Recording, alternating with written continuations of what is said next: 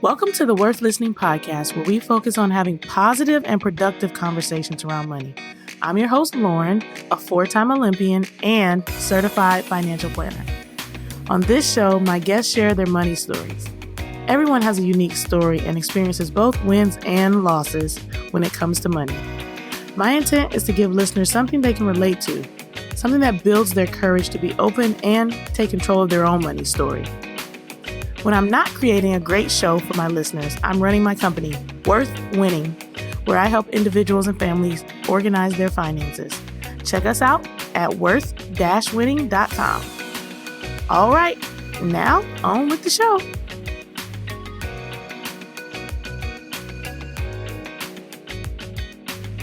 Welcome to another episode of the Know Better, Do Better series on the Worth Listening podcast. I'm your girl, Lauren Williams, and I'm joined by my favorite certified financial planner, Chloe Moore. And if you haven't listened to the previous episodes, we are in the middle of talking all things money, parenting, momming, and bringing up children in this world nowadays and the cost of doing so. But I wanted to take time today to make space for those who are either child-free or childless, which we'll talk about what the differences are as we get a little bit more into the show. Not everybody is a mother. Not everybody wants to be a mother. And we need to know how that impacts people financially as well. So this mom series is inclusive of those who are not interested in being moms or, like I said, can't be moms for whatever reason. And so today we're going to be talking about the financial pieces of the puzzle related to those that are either child-free or childless. So Chloe, welcome to the show. Thanks for having me. All right, girl. You know, trends, taxes, and tea is your thing. And I mean, I've already looked at it, so I've got a kind of like the spoiler alert, but tell us a little bit about what you found that people might be interested in knowing in this category. Yeah, so an MSU study finds that the percentage of non-parents in the U.S. who never want children has doubled over the last 20 years. So it went from 14% in 2002 to 29% in 2023. So during that during that same period, the percentage of non-parents who plan to have children in the future fell from 79% to 59%. Interesting. So what we're hearing here is that people who never want to have children have doubled. And I've heard a lot of conversations that kind of support this amongst my friend group of, you know, how crazy the world is right now, not having a lot of confidence in the politics and, you know, just various pieces of the puzzle on where the world is going to go. And that, you know, they'd feel better like not creating a child because they just don't know what kind of world that child's going to be brought up in. And then to the, you know, the reverse of that, you're saying parents who maybe were planning to have children in the future and they're like, never mind, I ain't doing it. Like, I haven't done it yet. And now I'm not going to do it. I feel like I'm also seeing that a lot of my friend groups. And I feel like that's actually the category I kind of fell in before I created my 5-month-old, was just like, well, yeah, it hasn't happened for me yet. No big deal if it doesn't, because like you said, I'm doing all right all by myself. So it wasn't like a, you know, die hard need or passion for me. And so I think I can relate to this quite a bit. Yeah. Yeah. And I've never wanted to have kids. So yeah, this is a topic I'm definitely passionate about. Mm-hmm. And so tell me about this this other study that you found. Yeah, so the study basically it categorizes non-parents into different categories or different types. We just want to make sure we're all kind of consistently using the same term. So they basically use child-free as people who do not want to have children, and then childless as people who wanted children but maybe couldn't have them, and then not yet parents as people who plan to have them in the future. I think this is an important distinction because, like you said, like there are various categories of people that are doing things or not doing things for various reasons. So you don't want children, you are child free. Like, ooh, I am free of these children. I don't want it in my life. Like, I am choosing my freedom over having a child. Whereas, you know, childless, like if we actually go off of the language, you know, like you're without, you know, like you're that less on the end of it. Yeah, so people who wanted children but can't have them, it actually makes sense that term. And then not yet parents is like, hey, I'm 25 living my best life, or I'm 35 living my best life, because we are having children older and older nowadays. but yeah, you're not yet a parent. And those are three distinct groups of people. And I think it is important, like you said, as we talk about in the current day and age, how people identify, to respect that people come from different categories and that we shouldn't lump them all together. Yeah. So yeah, with that in mind, we also want to be careful about the language that we use and how we approach conversations. I just know, being a child-free person, and I'm sure you've heard a lot of these things too. There's a lot of reasons that people don't want to have kids, and then there's some people, like you said, that aren't able to have kids, and maybe they're trying or they've tried in the past and gave up. So it's all really personal, and so you just need to be considerate of those things as you're talking to people. Mind your business is what she just said, y'all. And I can also, like, I remember sitting at the table one time and having a very awkward conversation with some people we had just met. I was with my husband and we were on kind of like a double, triple date sort of situation. But somebody did. They were just like, so when are you guys going to do it? And yeah, we were in a situation where we had been having some tough conversations about it. And so it wasn't a conversation that I wanted to have with these people that I just met. And it is very personal. Like, why or why not you decide to have children or don't have children, or if you're trying and you're not getting pregnant. There's all sorts of different things. So be really careful before you just kind of spit that out, assuming, okay, you're married. Now what's next? When's the baby coming? And even with the grandparents, oh my goodness, like, when's my grandbaby coming? Like, you don't get to decide for me if I'm going to procreate or not. And you also found this bingo card, which I thought it really summed up a lot of things perfectly. But go ahead, tell us about the bingo card. We definitely check this out in the show notes, guys. Yeah, we'll have a link in the show notes. But yeah, there's this child-free bingo card. So it lists the number of things that you should definitely not say when someone says that they don't want to have children. And the idea here is that, people make decisions about a lot of things in their lives, but you never ask anyone to explain, like, why they want to have kids or explain other circumstances. So it's definitely something that you shouldn't have to explain. Yeah, I would just give y'all like 2 or 3. There's a whole bingo card full. So there's literally like 24 different options. But I mean, I've heard I probably heard 20 of the 24. But your children would be so beautiful. Like, what? Like, you want me to have kids because you think my kids will be cute. Like, and I got that a lot. Like I said, once again, I had a white husband. I'm a black woman. They were like, oh, but those cute little mixed kids you're going to make. And I'm like, excuse you, pardon me. Like, you don't get to tell me what my kid, and nobody knows what your kids are going to look like. You're never going to experience real love. Like, so disrespectful. Like, what? Because I don't have children, I'm not going to experience real love. Like, what planet are you growing up on? Your husband will leave you. Yes, like I said, there are 24 of them, y'all. So I'm not gonna give them all away. Check out the link in the show notes if you want to hear all the ignorant stuff that people say about other people who don't have children. Yeah, it can get real interesting for sure. Mm-hmm. And then don't be mad if somebody says something equally ignorant back to you for saying something like that. All right. Enough with the foolishness. Let's get to the topic because, like I said, I'm sure there's someone out there that is listening to this episode and wanting to understand, the impact of their choice, but also, like you said, get some resources and things to help live their best child-free life. Yeah. So one of the first things, just to kind of level set, is, how does being child-free impact your finances? So there's a lot of different things that you have to think about there. The first is, as you can imagine, you have time, money, and freedom to do what you want. So traditional goals like retirement, buying a house, passing money on to the next generation, they could all look different to you. And you really can make choices about what you want those things to look like without having to consider other people. Yes. Time, money, and freedom to do what you want. I can attest to this because I just spent 10 days on the road and traveling with my 5-month-old by myself. And time, was not mine. I had things I had to get done, but then once I got back to my hotel room after a speaking engagement, there was no rest. She demands my attention. So you have, this freedom to be able to choose how you spend your time because there's no one else that take into consideration. Money, woo, and she's costing me money all the time. Look, extra baggage fees is what I'm going to say comes to mind right now. I didn't have to buy her any clothes or anything. Thank goodness for all these aunties. Look, child-free aunties that are taking great care of her. But baggage fees on top of formula, Yeah, they will cost you some money. And then just like you said, freedom. I couldn't, pivot and decide I wanted to stay out all night because there was somebody counting on me and there's somebody who was probably not gonna be sleeping all night. Um, and I needed to be the main caretaker for her over the course of time. So yeah, those are some benefits, but there's also some pieces of the puzzle that we got to think about that, like you said, are not necessarily traditional. Yeah, and so another thing to think about, and this is kind of a downside, our tax systems, our laws, our economy, everything is really built around people getting married and having kids.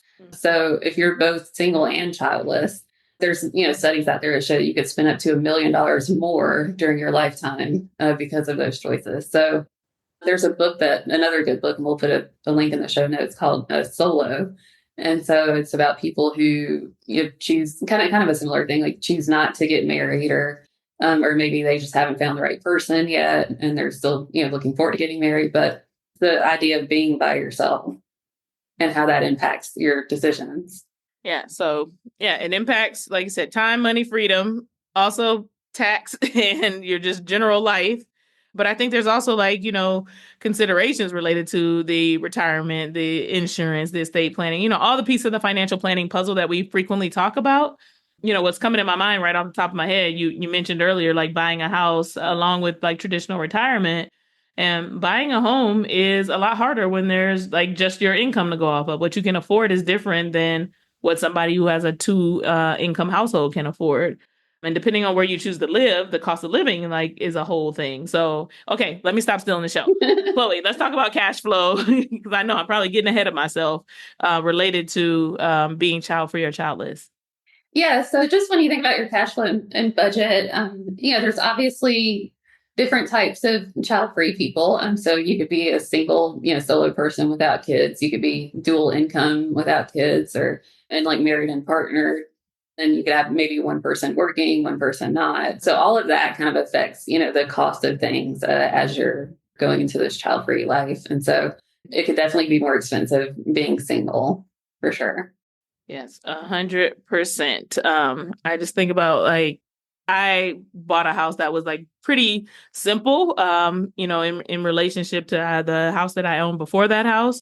And it was because I was like, you know what, if I never find anybody else, if I never, want to do it, like I know I can afford this. I can work at McDonald's and cover the property tax and insurance. And it just gave me a lot of freedom. But, to be able to get into a bigger house in a nicer neighborhood, fill in the blank, I want to be able to entertain people. It was also going to trap me into, having to work a certain amount. And so without that dual income household, I was kind of limited in what I felt like I could do and still feel free to be able to kind of prioritize things like travel, which you all know has been really important to me. Yeah, even when buying a house, you could, maybe get a condo or a townhouse or a smaller space that, if you have kids, it might not be, that you might need more space, or you don't have to think about, school zones or different things like that as you're looking for real estate. So another benefit is that you have flexibility to move around. So you could move for work, if you wanted to relocate to another state and take a job and pursue a certain career, or, just for personal reasons, if you want to move somewhere else because you just like the scenery in a different area, or if you have passions or hobbies. When you don't have children, you can easily explore a lot of those things. Absolutely. For those of you who are new to this podcast, I have fled the country then, and it was exactly that. I wanted something new and different. Nothing was tying me down to being in America. I didn't have to consider, a child. I didn't have to consider their parent, the other parent, any of those things, and up and left and went to a new country, a city surrounded by mountains where the weather is nicer and I felt happier, where I had better community. And, when you think about like the hobbies, I think about like people who like to hike, moving to like a Colorado or Montana or, somewhere where there's more nature. You can do those things without having to consider like, what's the school system like? How are they going to continue their activities? And, those little pieces of the puzzle. Yeah. And then just because you're child free doesn't mean you don't have children in your life. So you can definitely spend time and money on like nieces, nephews, godchildren, and you can even include them in your estate plan. So, so there's still ways to have an impact, on kids' lives, but you don't have to do the day to day taking care of them. Which, yeah, I would say this is the best thing. I loved being super aunt. It's like I come in, swoop in for a week. They keep me busy. I keep them busy. I am exhausted afterward. But guess what? I get to wipe my hands free and clear, and the mom has to keep on momming.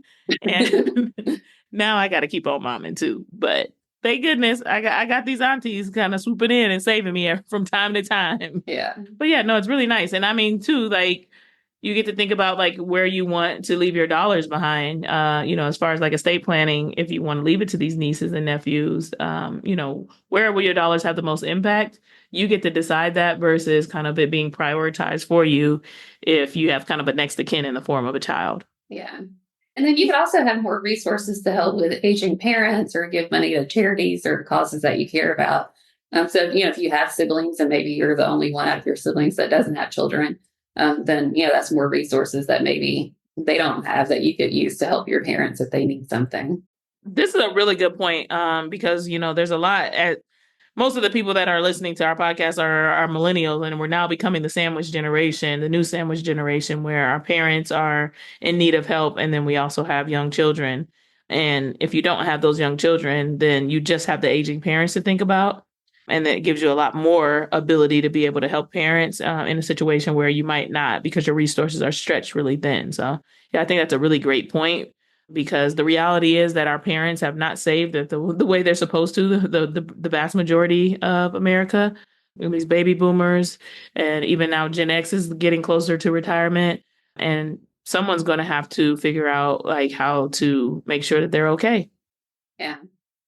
So moving on from like cash flow to retirement planning, when you think about that, for someone that doesn't have children, most retirement calculations are based on, preserving money and leaving money to the next generation.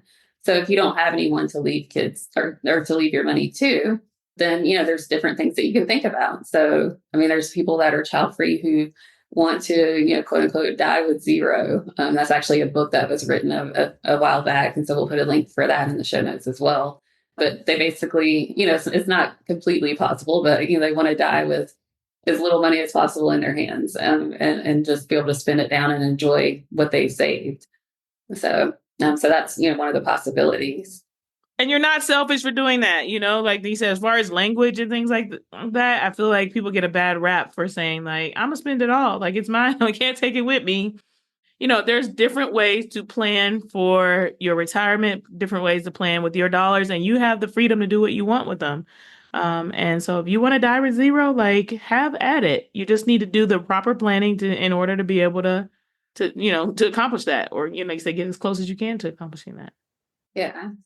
And then some other people like the idea of, taking sabbaticals along the way. So maybe, take a little bit of a break from work, whether it's, a few months or a year, and then going back to work and just taking those periods throughout your career, or even, working longer if you really enjoy your job, if you find something that's not stressful and you want to work as long as possible. So those are all, opportunities that you have, to do those things. And then, if you're in a couple, you can take turns pursuing different careers or goals. I know I have some friends that are a child-free couple, and they literally move to a different state in the country every few years. So they just decide they want to pick up and move. And other people might take turns, pursuing a business or different career goals. Yeah, one person can be the breadwinner for a bit. Another person can be, kind of learning and growing. I love that idea. I actually hadn't thought of that. Hadn't come across any clients that, were actively thinking about doing that. But it's a great idea. If one is just kind of, being the breadwinner, doing the heavier lifting as far as keeping the bills paid and things like that. The other person has freedom, and then you switch and you go, it's my turn to make sure we got the roof over our head, and your turn to kind of pursue your dreams. Like, I love that idea. Yeah. So another topic that you have to think about a little bit differently is insurance. So depending on your life goals, there could still be a need for life insurance. Whether it's like if you want to leave money to others, if you have charitable goals, and maybe you want to die with zero but still leave some money to other people or charities, you can guarantee that through the use of life insurance. Or if you're a couple and one person is depending on the other person's income or for retirement or other things that you need. So there are definitely still reasons why you might need life insurance. And then also you have to think about disability insurance. That's important for everybody, but specifically if you're solo and don't have a spouse or children, you definitely need that money to be able to take care of yourself and still save for retirement if you have to stop working for some extended period of time. Yeah, no, disability insurance is a big deal. When I think about this, I think it's a bigger deal than most people think in general. It's something that, like you said, is kind of commonly overlooked, or is the thing that people opt out of when they're looking at their employer benefits. But if you're single and something happens, and you're not able to work, where are the dollars going to come from? What's going to help supplement in the time period, whether it's short term or long term? But this disability insurance is going to be a key piece of the puzzle to be able to help out as far as income and being able to cover things. My mom had a friend that actually just passed away, and she was and she should have been able to use disability insurance for a good bit of the time before she passed away, but didn't have access to it. And so she was dependent on other people to help her figure out kind of just like basic things because her income was kind of very, like, she was a real estate agent. And so if she, wasn't selling homes, there was no income coming in. And so that's a really tough place to be, to not be well enough to be able to do your job, but also, still have irregular bills that are kind of piling up on you. So to kind of negate those sorts of things, you would definitely want to think about disability insurance. Yeah. Yeah. And specifically if you're self-employed, you have to create a lot of those benefits for yourself. Like don't skip out on some of those things like disability insurance. And I'm not gonna lie, it's not cheap. Like, don't get me wrong there, but it is important. Yeah. And then another one is estate planning. This is something I personally just did recently with estate planning. And so, you have to think about as you're looking for attorneys, like is the person that you're working with sensitive to the fact that you don't have kids? And I remember with my experience, I get the draft of my will and everything kept saying that my estate goes to my descendants, my descendants, my descendants. And I'm like, I have no descendants and I don't want to have descendants. Right. So it's like a lot of the templates and things that are out there are built, and especially the DIY tools, everything is built around having a spouse and kids. So, it's not that's the default. So, if you're child free, you have to think about how are those things going to be different for you. So it's definitely important to have a will. If you die without a will, typically what happens is the state, will determine who gets your assets. And a lot of it's based on who's your next of kin. If you have a spouse, go to your spouse. If you don't have children or don't have a spouse, who's your next of kin? If you don't have siblings, if you're an only child and don't have children, that could create some serious complications. So definitely make sure you have a will state where you want your money to go, so that everything is clear. Yeah, this is also like a common area where kind of fraudulent people kind of come into play. It's not a commonly talked about way that people are scamming. But yeah, if you die without a will, you die intestate, and then as they're going through actually probate is the proper term to like actually sort everything out. All of that is public. And so I could be like, Chloe was my best friend, never met Chloe a day in my life. And she wanted me to have everything. And I knew she didn't. Like, people go and they research who doesn't have anybody. And then they go make a claim against the estate.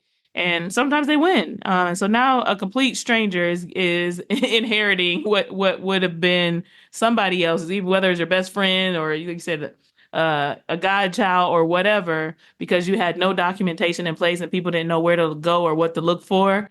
People come out of the blue and make all kinds of crazy claims. So be mindful that you should have something written saying what you want. Yeah.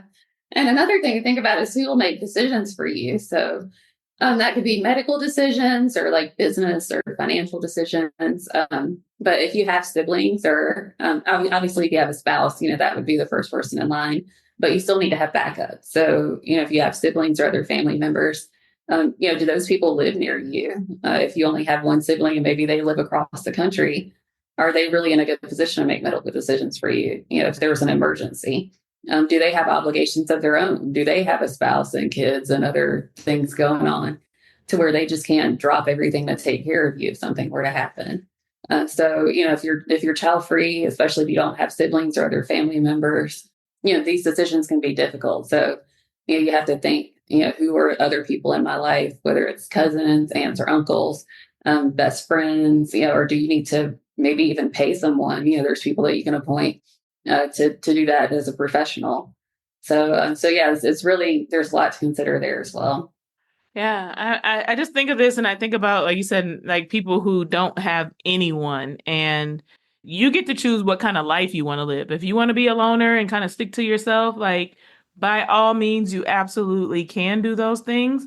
But there's something that's important to you.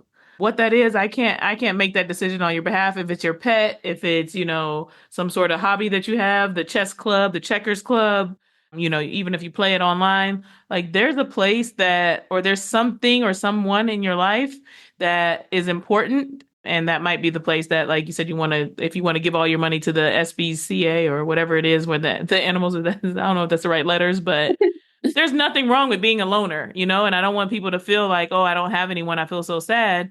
But, also being child free doesn't mean you're without community. You can have a really rich and happy life full of other people that you love and care about, regardless of the fact that you don't have children or, even direct siblings, or maybe your parents have passed away.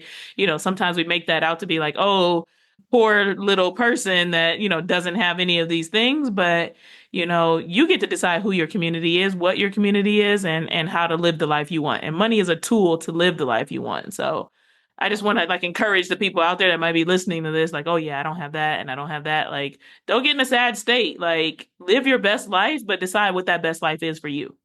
Yeah, and it's definitely important, like you said, Lauren, to build community. So there's definitely people that can be in your life that aren't family. Like we said before, you can have kids in your life without having kids physically yourself through godchildren or nieces and nephews. So there's a lot of people out there that that can care for you and care about you and make some of those decisions if you need people to designate, and then also people that you can leave your assets to. Important, important. The other thing I would think about is like, yeah, like as we're talking about like being child free, what I see frequently nowadays is I talked about the sandwich generation, is like a adult child having to care for their parent long term because they don't have what they need in order to be able to like have insurance, Medicare, Medicaid, you name it. They don't have any long term care in place. And so there is something actually referred to as long term care insurance that you'd be eligible for. And it's kind of a tricky one because it's something that you don't need to necessarily have your whole life. You wouldn't be 25 with long-term care insurance, but you can't wait till you're 60 and be like, oh, I need long-term care insurance, because it's usually cost prohibitive at that point. So there's kind of a sweet spot, and I'll let you talk a little bit more about it, Chloe. But long-term care insurance is also going to be something that's really important as you think about like what might happen as you age over time. Yeah, so definitely if you don't have children, and I'll say this too, there's no guarantee that your children will take care of you. So a lot of people choose to have kids because they're like, oh, who's going to take care of me when I get older?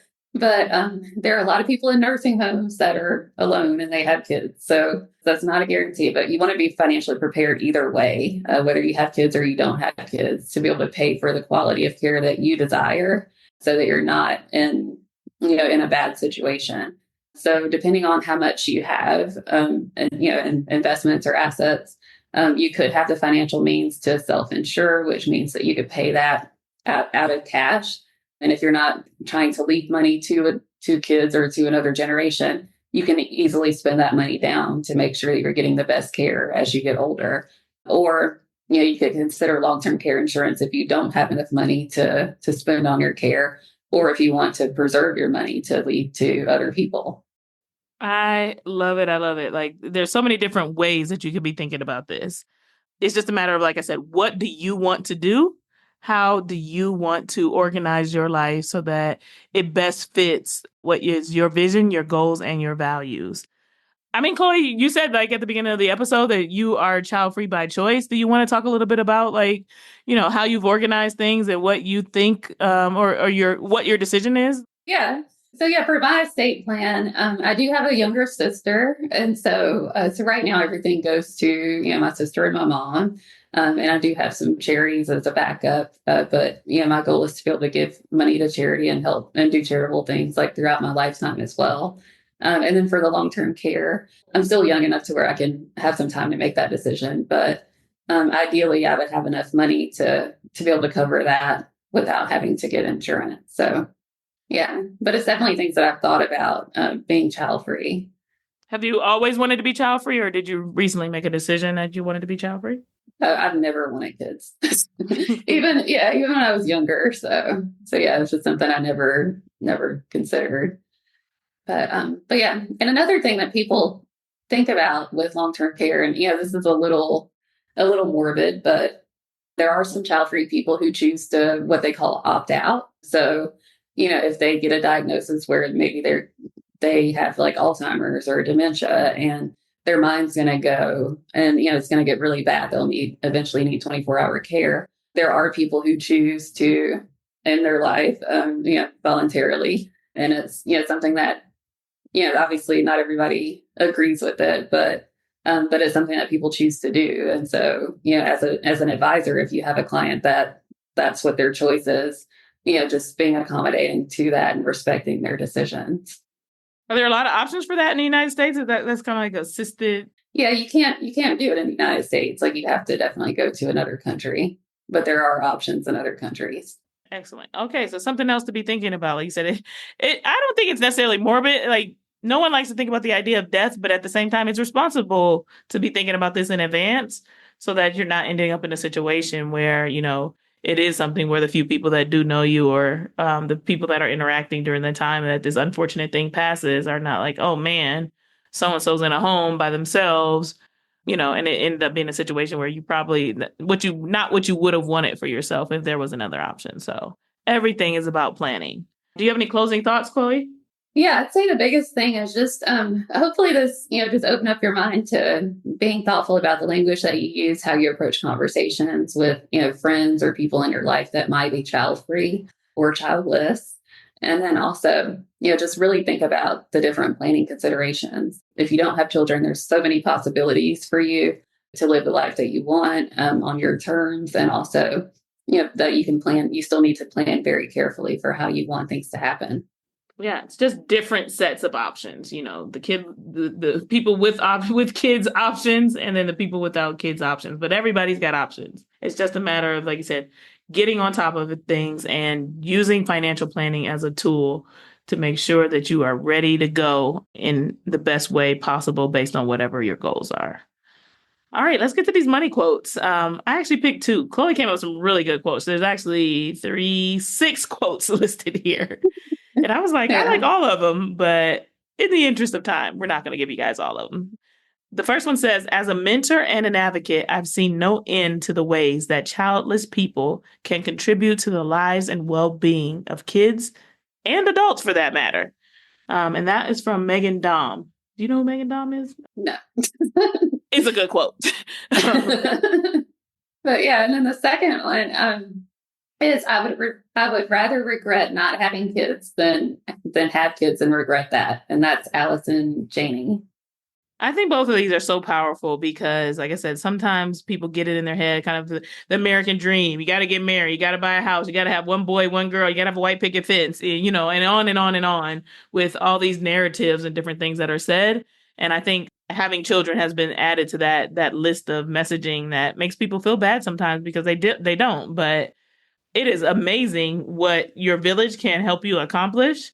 Like I said, I just came from a 10-day trip with various friends and family members, and a lot of them are childless. And I wouldn't be able to make it without them. So, like I said, when I say it takes a village to raise a child, sometimes if some of your village has children, they're not available to be able to help you. And so what they can contribute, what Chloe's already contributed to my little 5-month-old, because I wasn't making it at first. She came down and we were figuring it out together. Yeah. But yeah, if I had kids, I wouldn't be able to just go to another country and help you with your kid. Exactly. So yeah, let's not, like you said, be careful with the language that we're using around child-free and childless people, and be grateful for the contributions that everybody makes to this world. And to that point, the second one about, to regret not having kids versus have kids and regret actually having them. And I've seen that too. Sometimes we're just, as parents, we're in a tough place and we're, fussing in. But there's other people that are, genuinely like, I would never do this again. I never should have done this. And, we've seen some of the horror stories related to that as well. So don't be pressured into doing something that is not for you. Yeah, it's all about choices. All right. Well, like I said, we've got a few more episodes in this series. So make sure you stay tuned and check out the rest of the episodes. We will see you soon. Bye.